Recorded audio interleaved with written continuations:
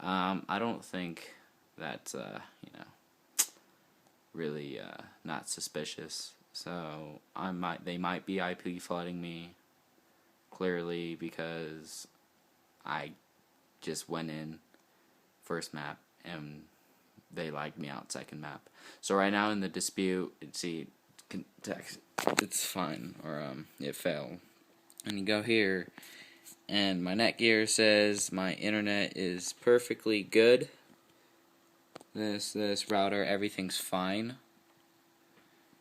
So basically, I'm just gonna try to sign in my PSN right now.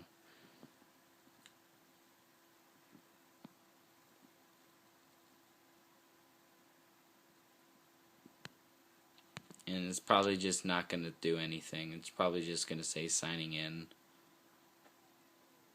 And if it waits a long time, then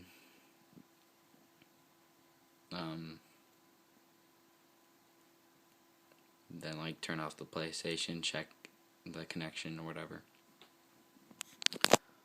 So whoever might be looking at this ticket, see if it's taking a long time to sign in, check in your network connection. It's not mine. So it's not my fault at all. It's PlayStation's or their IP flooding me.